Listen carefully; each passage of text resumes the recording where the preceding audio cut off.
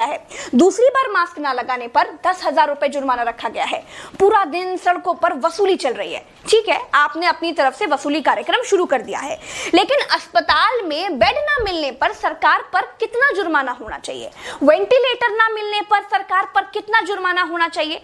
Corona test ना होने पर सरकार पर कितना जुर्माना होना चाहिए? शमशान में मुर्दा जलाने के लिए लकड़ियां ना होने पर सरकार पर कितना जुर्माना होना चाहिए? शमशानों में दिन दिन भर मुर्दा जलाने की वेटिंग के लिए सरकार पर कितना जुर्माना होना चाहिए?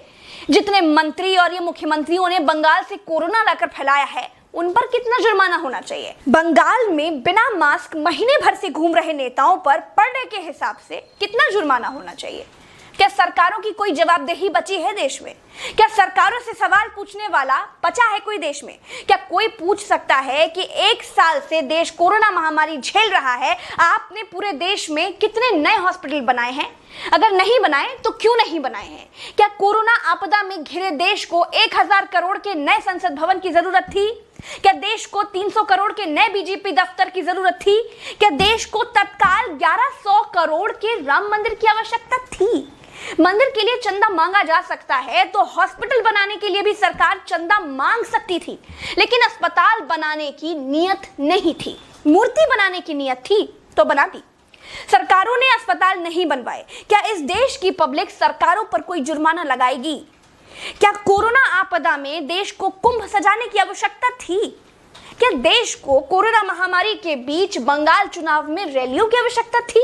नहीं थी। देश को अस्पतालों की, डॉक्टरों की, कोरोना की दवाइयों की जरूरत थी। कुछ दवाइयां बनाई भी तो वाहवाही के चक्कर में विदेश भेज दी। आधे अधूरे टीकाकरण में देश अभी अटका हुआ है। और ये कैसा टीका बनाया है जिसे लगाने के बाद भी कोरोना हुआ जा रहा है? क्या कोई सवाल पूछेगा? चीन ने कोरोना को फैलाया और पूरी तरह से कंट्रोल कर लिया। अपनी जीडीपी में रिकॉर्ड बढ़ोतरी कर ली।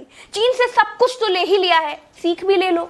देश में सब आत्ममुग्धता के शिकार हैं। सबको अपनी अपनी तारीफ चाहिए। कुछ ने तारीफ के लिए तो फौज पाल रखी है, और जिनका मन फौज से भी नहीं भरता है, उन्होंने तारीफ के लिए सूचना और जनसंपर्क विभाग बना दिए हैं। गाते रहिएगा ना, जनता का बैंड तो ऑटोमेटिक बज ही रहा है।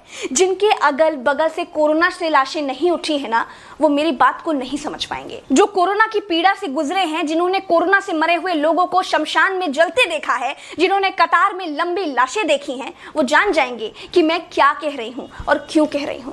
चलते हैं। राम राम, जय हिंद, दुआ सलाम।